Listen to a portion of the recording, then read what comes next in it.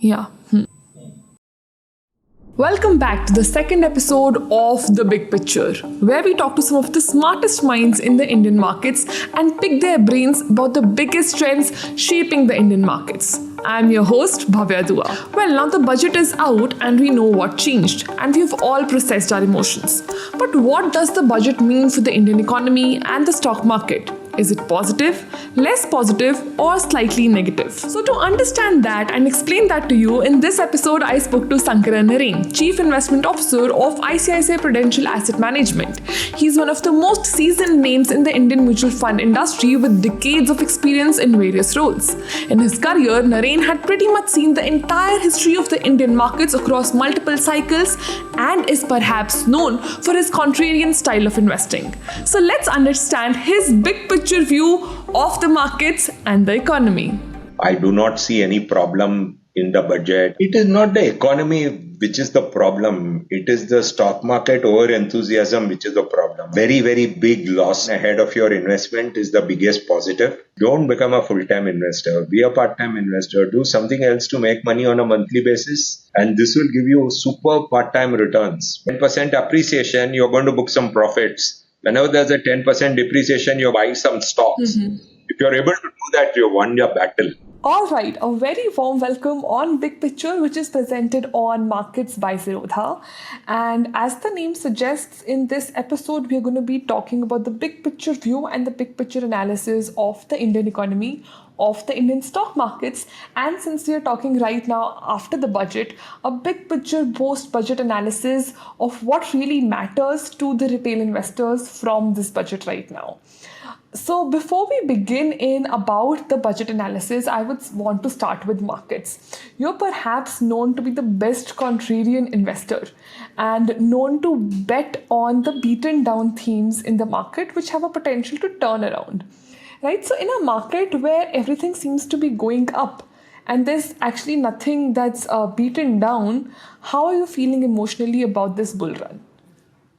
Tough. But basically, while it is tough, so what we try to tell people is do not invest only in equity, invest in asset allocation, do invest in hybrid funds, look at categories like balanced advantage, multi-asset, equity and debt, and asset allocation. So that itself becomes contrarian at this point of time because people want to invest only in pure equity. So being contrarian at all points of time means that you don't recommend only the best performing asset class. That's what we are doing at this point. Right. So also speaking specifically about the valuations when we speak about equity, right? The market by most measures are trading above their long-term averages. And is a crash imminent? Like the ICICI valuation index right now is also in the neutral zone and is almost at the add fresh money in debt zone. Like how you mentioned about asking people to be investing in the debt assets as well. So do you think is a crash imminent? See, the word crash is such a dangerous word to use, actually. And one of the things I believe in is that it is very difficult for anyone to predict markets accurately. And who says who can predict markets accurately is actually not at all being true. So what when market valuations are high, what we can be more sure of is that the long-term returns from that point of time will be moderate. That part of it is more clear. But whether markets and the word you have used is a very strong word called crash, that part of it is not clear. But what is more clear is that you can expect more moderate returns from here. And that is the reason why you have to do asset allocation. See, because for the markets to correct, what you require is a trigger. And what the trigger will be, we do not know. So if you look at even US markets, even the US markets have been continuously going up. So sometimes the trigger for a big market fall comes sometimes from outside the Indian economy also. It can come from a big fall somewhere globally like US. That can cause Indian markets to fall as well. So that's how we see it. But Clearly, the market valuations are such at this point of time that one has to exercise caution and not be as aggressive as what they should have could have been in 2020 or 2021 first half. Right, so if we don't talk about the word crash, if we don't become that aggressive, in an old podcast you had done with us, you talked about the learning experiences during the dot com bubble and also managing money during the 2008 craziness. So if you step back and look at today's markets, do you see any resemblance of a bubble? See, in a bubble, what happens is you have companies without any earnings starting to shoot up, and companies where there is no fundamental shooting up. This time, what you have is extreme valuation because you have good quality companies going up, and it becomes a debate for us what valuations to give at this point of time. What we see interestingly at this point of time is really extreme valuations because what is happening is, for example, a South Korean auto major, it was trading at a valuation of 5 last year. So one day they decided, let's list their Indian company. Once they decided to list their Indian company, the valuation went up by 50% in Korea. Because the fact is that in India, most of the auto companies trade at valuations of 30 PE, whereas the global valuations are 5 at a price to earnings of 5. So I would say clearly there is extreme valuations, but they are not bubbles, but they are more extreme valuations, and that is coming out of the fact that brokerages like Zerodha have drawn large number of retail investors into the market and made markets really costly compared to any other market in the world. So, if we talk about the valuations a little more ahead, when you look at sectors and themes like PSUs, defense, power, infra, they've gone up like downright crazy. So, why is that? Is it because there is some value in these particular sectors and themes right now? Or were they underperforming for a really long time and they're just picking up and catching up at this point in time? Or do you think it's just a crazy ride up? Yeah, I think clearly, if you look at some of the defense PSUs and some of the railway PSUs, I think valuations are really high at this point of time. And we don't have the answers because I don't think it's driven by us. It is possibly driven by, and you would have a better idea than us because I think it is something to do with retail investors rather than institutional investors. And I think it is the retail investors who are today more powerful than institutional investors. But there are a number of stocks which do look overvalued at this point of time in different themes at this point of time. And that is a challenge for investors like ICICI mutual fund, which are actually managing for big. So, when you look at the underlying fundamentals at this point in time, what's your sense there? See, there's no problem in the sense that if you look at the macroeconomic fundamentals, things are fantastic, if you ask me. In the last 10 years, the macroeconomic fundamentals have become very good. Your fiscal deficit, your current account deficit, inflation, growth, all these things are absolutely fine and there is no problem of fundamentals. The fundamental, which is only a worry, is valuations. That on valuation basis, India is not a cheap market at all. And that is the challenge at this point of time. And I do not know what is the answer I can give to people on when will valuations correct. But clearly, valuations is a problem at this point. So, when we also talk about the run up in the small caps and the mid caps, it is driven by multiple expansions. Do you think that is a bad sign? See, multiple expansion from low to medium is okay. From medium to moderately high is okay. But today the challenge is almost every small cap and mid cap you have started to give a price to earnings of 40. What does price to earnings of 40 mean? That it means you're giving 40 years earnings multiple to companies, which is not logical. So there is problem of excess valuation in a wide number of companies. Now, people, when we say this to people, people think it market has to correct tomorrow. That need not happen. If, for example, if you take the FMCG sector, most in 2016 or 17, they actually started to trade at that kind of valuations. From 2016 to 17, all the way till now, I don't think the valuations have ever corrected below that. But what happened is after 2020, the rest of the market went up, but this sector did not go up. So on a relative basis, it did extremely badly, but on an absolute basis, it did not do badly. So our belief is that it's tough at this point of time to say when valuations will correct, but clearly valuations are on the higher side at this point. So is everything equally overvalued, or are there certain segments of the markets that are doing relatively okay? I'm asking this because even you restricted the inflows to some of your small cap funds, to the small cap funds, and you had done that in the 2017-18 cycle as well, if I'm not wrong.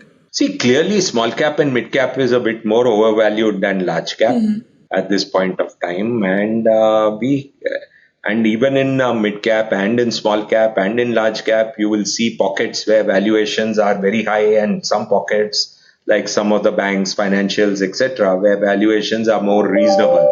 So you'll never have it, but this is still not a market like 1999 or 2007 where you had just a few themes doing well. In 1999, only technology, media, and telecom did well. In 2007, only infra did well. Yeah. Whereas if you look at it in this boom, you have had a much more generalized boom in the market at this point of time. Having said that, I would say that there are sectors like defense, railways. Some of these sectors do look overvalued, but otherwise there are a wide variety of sectors where all the sectors have gone, not just a few sectors. So there's more and more allocation of funds from the government side also to sectors like defense and railways. We saw that in the interim budget as well, and in this budget as well. So do you think that might have something to do with the valuations? But the government side allocation has gone up, but market movement is much more than the government Sentiment would allocation. have increased because of that. I mean, you would have seen that in some of the IT sector stocks also. The earnings went up 1-2% year on year or some small number, but the stocks actually zoomed up. So that's the beauty of the stock market, that there need not be any correlation between earnings growth and stock market returns, particularly in the short term. Right. So as a money manager, how do you allocate fresh inflows of money in the market right now without losing your mind? Tough job. And, we have created elaborate processes in ICICI Prudential. We have a strong research team. The research team does not do fund management. They actually do independent work on all the companies. So they present the ideas. Then, based on what each scheme information document says, we try to look which idea can be looked at where, and then we look at buying actually at that point of time. So this is a process we try to follow to ensure that we try to manage the money sensibly, and that is the process we follow. And periodically we look for stockbroking ideas to actually sell as well, and that is a framework that we use on a continuing basis. Right. So I have a hypothetical question for you. If you could, would you be net short on this current market scenario right now? I think it's end of the day, I think everybody thinks, going short is a very easy job. I think it's one of the toughest jobs on earth, because once you decide to go short, then it means you're timing something. First of all, India is a structural story. India is a story where you're more or less sure that in the long run, India will deliver. So to just go short, blank, without any clarity is something we like to ignore. And instead, what we tell people is actually it's much better for you to actually invest more carefully rather than just try to go short. Because shorting involves a lot of risks. Particularly, you may get short squeezed in a particular framework, etc. So we always tell people, please be more careful when you're shorting, because shorting is not something which needs to work in the next 3-6 months. So actually, you're much more careful at that point. So if we talk about being careful while being in the market and analyzing the risks carefully, Morgan Housel in a post said that risk is something that you don't see. So if we go by that, then what are the risks that are keeping you awake at night? So again, if I knew the risk which will keep me awake at night, I would be very happy. But the whole task of managing public money is itself is something which keeps us, I would say, on our toes all the time. We have to communicate effectively to all the people. For example, when we raise money in energy opportunities, NFO, we have to convey to people we have raised money when the markets are not cheap. So we have to tell investors that there are risks in the way we invest in that fund. So at all points of time, I would say on a continuing basis, we have to communicate to investors since we are managing public money. Interesting that, this whole job of being something like we have to manage the public money, and whatever mistakes I make as a fund manager or my colleagues makes as manager affects the lives of millions of Indians. We are conscious of that, and we have decided to actually work in that respect. So, for a retail investor, if you have to list down a few risks in the market right now, what, according to you, are the risks one should be careful about? Our view is very simple. That first is that investors who are trading futures and options have to be very, very careful. Yeah. And I believe that if you're trading futures and options, you have to create an elaborate process as to why you're trading futures and options at this point of time. Because futures and options, if you are not disciplined, turns out to be a double or quit model. So what happens? You either double your money or okay, and that is the framework that one has to use. So I would say how you handle F&O is something which is very important, particularly if you are an investor. The second is if you do not practice asset allocation at the market top, I think it's a serious problem. My view is most investors don't practice asset allocation at the market top. They practice what I call negative asset allocation at the market, which is that at the market top, they sell off debt and put that money in equity. And so get the market top, at least the market high. So I would say that, what is asset allocation is selling an asset which is done very well and putting that money in assets which are done badly. So I believe that it is very critical for people to actually be practicing asset allocation. Practicing asset allocation involves selling some money in an asset which is done very well. And that many people find it very difficult. Look at the number of new investors who have gone out of the market in the last few months. That will be very few. The number of new investors who would have come into the market will be much higher. So I would say two things: just be very careful in F&O and practice asset allocation, which is booking some profits. So you mentioned that it is tough for a lot of investors to actually sell the assets that are doing really good. For people who are viewing this, for them to actually understand the reason behind that, could you explain the why to them? I tell people, you decide if your net worth is 100 rupees, keep that 100 rupees permanently, some percentage of that 100 rupees in equity all the time.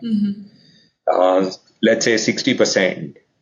So 60 rupees should be in equity. If that 60 goes to 65, bring it down to 60. If 60 goes to 55, bring it down to 60. Which means that automatically, whenever you have had a 10% appreciation, you're going to book some profits. Whenever there's a 10% depreciation, you're going to book buy some stocks. If you're able to do that, you won your battle. In my 35 years investing career, I would see 1 out of 10 people do it successfully. Right. So if you move from markets right now to the economy, what's your big picture view? Like, what's your sense of the Indian economy right now? Everyone around us is very bullish about the Indian economy. Do you have the same emotions, or are there some ifs and buts for you there? No, I am equally bullish. I think the economy has been handled brilliantly by the government over the last decade. I think the economy is doing extremely well. Particularly if you look at the kind of global competency centers which has been set up by the multinationals in Bangalore, Hyderabad, Pune, Chennai, Gurgaon, etc.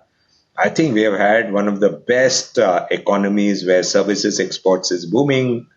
there's so many jobs getting created, etc. So we are one of the best economies in the world. I think very very few countries have the kind of economic momentum that India has at this point. So we are really believers that India is a very good structural story for the long term, and the economy is extremely. Right. So even though on one hand we see the economy doing really well, we are seeing all the green flags as the millennials and the Gen Zs now call it. If I have to put you on the spot and ask you, what are some of the long-term economic risks that worry you? What, according to you, would that be? What's on top of your mind? So I think people have to save enough to handle their post-retirement expenditures. So that is something I really worry about, because the Gen Z, which you talk about, they don't have the savings rate of my generation. Our generation grew up in pre-reform India, so we never knew how to spend. So frankly, whereas the Gen Z is in a very different kind of mood, so I would say that they have to save enough to handle their post-retirement life, and they're going to live much longer. So that's one big risk that we worry about actually. And what are the challenges which will come out of things like climate change and things like that? I think I don't understand it well enough. And what are the other problems you're going to have if artificial intelligence becomes very, very successful and takes away jobs which we are all used to? I do not know again anything about it. So these are things I worry. Right. So, post pandemic, you had also spoken about the dominance of central banks and their impact on market sentiment. So, now that we're in a high inflation world and possibly a world where the rates remain higher for a bit longer, do you still worry about what the Federal Reserve or other big central banks do? We are always worried, but I must say that the worst part of that risk is over. I think in the bond market actually got really hurt between 2021 and 2024 because of the central bank increasing interest rates, and most of the investors in bond markets got hurt. But I think going forward, I think the risk is more or less done at this point of time.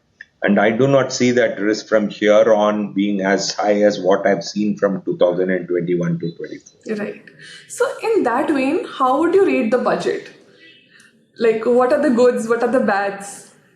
Yeah, I think it's a fantastic budget. I think in line with the way we believe, I think that the economy has been very, very well handled. I do not see any problem in the budget. I think whichever areas that can bear extra tax, they have taxed those areas. They have tried to give money to the areas which are needed. They have tried to give money to all the segments of the market which need support. So, from every point of view, I would say that they have actually looked at it in a very, very positive way. And I would say that there is completely it's a very good budget from that point. The challenges of the market comes only out of valuation challenges, not from the budget point. Right, right. So, could you also highlight some of the sectors and themes that are going to be the beneficiaries of the budget and losers, if any? The beneficiaries of the budget are fewer because they have actually primarily increased taxation and helped people at the bottom of the pyramid, and they have helped people. So it's not that the stock market investors or the stock market companies are the beneficiaries of the budget at this point of time. But if you look at it, gold prices have come down. Those kind of things have been the biggest beneficiaries of the Right. budgets. But having said that, anything which helps the economy benefits all the stock market investors. So that's how we look at it. But it is not as if you have some specific area. I would say country is the beneficiary of the budget rather than some specific stocks or specific markets. That's why you look at it over the last few days, there has been hardly any movement in the stock market. As such, if you take the last 2 days, the movement in the stock market has not even been 1%. That is the indication that it is less. The overall movement post budget has been not significant. But what is your view about LTCG? How are you feeling about that? Like, if I know domestic flows are strong, but do you think this might have an impact on domestic flows or FIIs? 10 or 12 and a half makes no difference. So I would say that there is not much of a change in this whole thing, and I would say that the impact is going to be very, very insignificant actually. So this change won't make investing in India less attractive for FIIs, according to you. No, no, no, I don't think so. And how do you think the capital gains increase will affect various categories of mutual funds?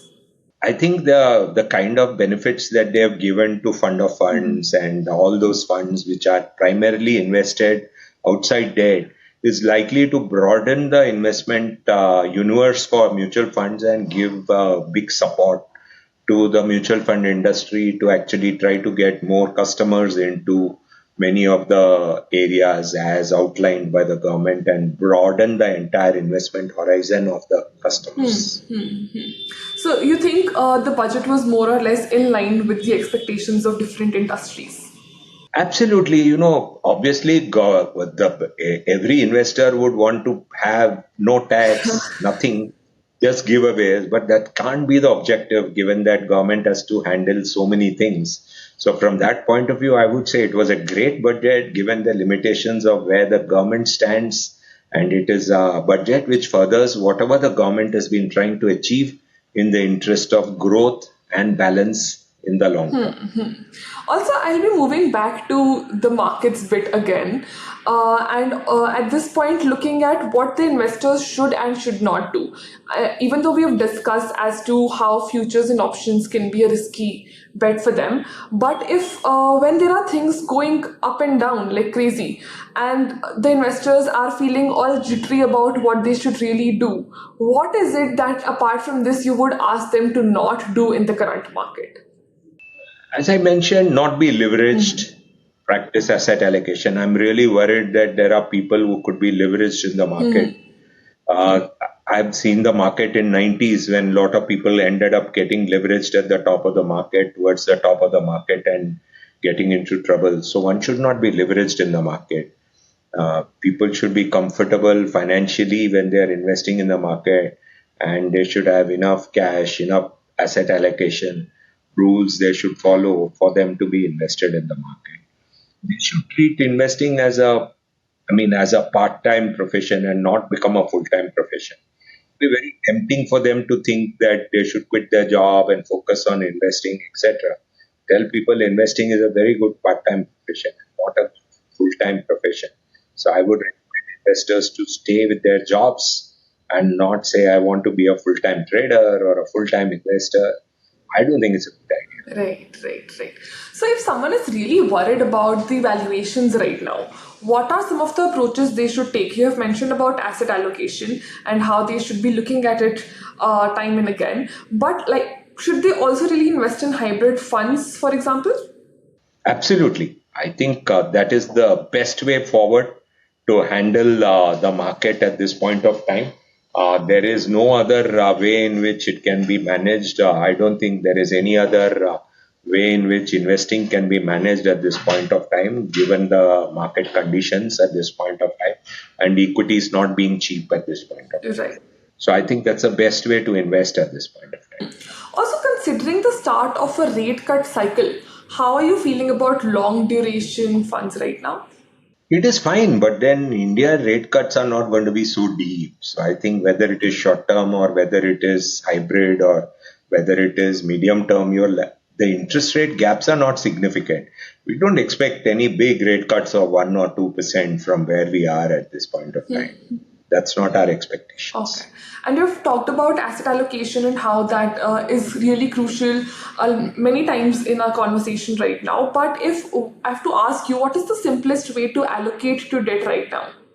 What would that be? I would clearly believe that it would be best allocated to categories like balanced advantage or multi-asset. You get gold and silver as well, kind of commodities through multi-asset. So I would any day prefer categories like multi-asset and balanced advantage at this point of time to allocate to asset classes. All right. You've also mentioned about having a timeless approach to investing. So can you tell us a bit about your personal investing journey and how that philosophy really developed? You've been in the markets for almost 3 decades. So how has that really developed? See, I think you'll be surprised to note the less emotional you are, the less more detached you are about investing, the more you are able to take unemotional decisions on investing, the easier it is to make money. Because at the height of COVID, if you are able to invest in equity, you make the best money. So you should be very unattached about investing, and at the same time, you should be willing to save. So first requirement is the need to save. The second requirement is the need to be unemotional about investing. The third is to be able to take long-term investing in a category which has done badly. So in 2020, for example, when the markets had done badly, if you had gathered the guts to invest anything at that point of time, you actually made money. That is what I would say is the best way forward. So, is that where your rational yet conservative approach comes from? I mean, basically, that is what over a period of time made me think like a contrarian, because finally, anything which goes down goes up, anything which goes up goes down. And therefore, we believed in that model. Obviously, there are markets like, as you know, NASDAQ or FANG or something, but you'll be surprised to note at ICICI Prudential, when we launched the US fund in 2012, it was after 12 years of zero return in equities in US. So we believe that, anything goes through a cycle, and we in fact identified a very good time to launch US fund, because in our framework, 12 years of zero return means it's a fantastic time to actually consider investing. And even though one should not bring in their emotions while investing, but sometimes emotions do get the best of you, right? Especially when the markets are volatile. So, has it ever happened that you made a decision based on emotions that you regretted later? It has happened, particularly in the first 10 years, it has happened more. And it is impossible for you to be unemotional, although I've said that. But the unemotional part comes down slowly. And for that, you have to create checklists and follow. Your colleagues who work with you in my team and have helped me also to help reduce the number of mistakes. But investing is not a no mistake approach. You can never have a situation where you'll never make a mistake. You'll always make mistakes. You have to make lesser mistakes. And your colleagues, the process you create, the system with which you take those decisions, everything helps you in this journey. The team that you create and the processes that you create are is very important in this journey to actually create long-term investing, which leads to wealth creation, and you have to be unattached about Even thematic investing seems like an interesting approach. So, have you ever taken that route yourself? it. In a way, yes, there have been times when I have invested in international funds. There have been times when I have considered investing in PSUs. So I would say from that point of view, if these kind of thematic and in my framework, anything which does very badly for years is something which brings me to attention, and that is the work that I've, as a contrarian, which we look at, and then me and my colleagues in my company see whether the risks and the returns and the rewards work well. So we have a risk return reward framework which makes us look at whether the past bad returns help us to look and see whether the future can be. So, if for a retail investor, they need to understand what themes or what sectors are interesting right now and they want to build a theme based portfolio, how should they really go about selecting a theme or a sector? Seeing, again, like as you mentioned, the sectors or the themes that haven't really performed well. Is that a good approach to it? I can't name my scheme, but you can look at our special situation scheme. All right, all right. So, also going like we discussed, for people, a lot of them feel that we can completely give up our jobs and go and become a full-time investor. But becoming a full-time investor sounds really glamorous, but it's a big leap, right? So, what are some of the realities of being a full-time investor that people might not consider or they do not consider when they think about it? I think that's a disaster, because what happens is investing is not a function where you make money every month.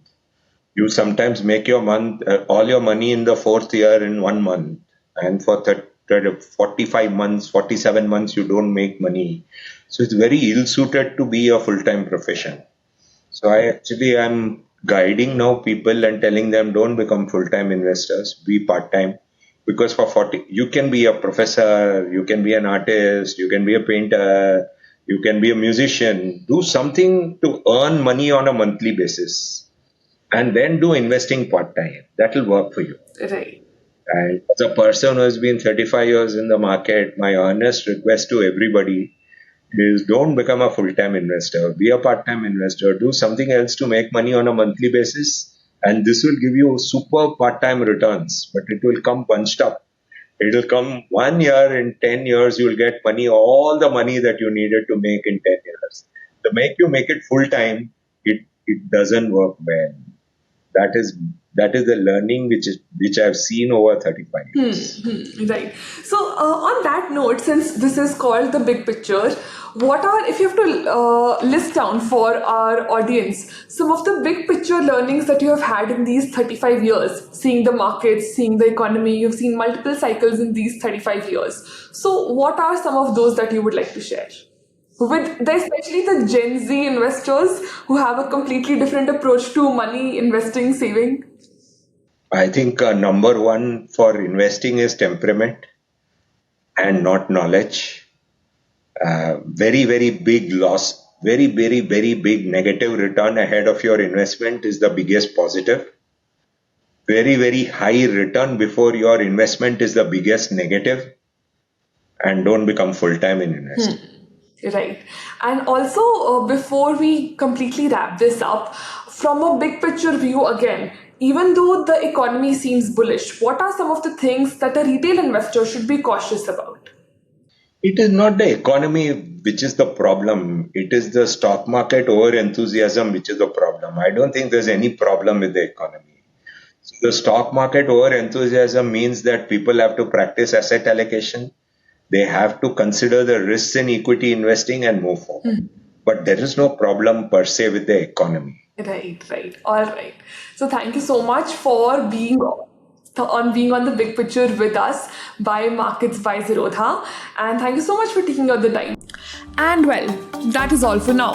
But we know you are interested to find out more complicated stuff in a simplified manner with us. So stay tuned for the interesting big picture conversations every week.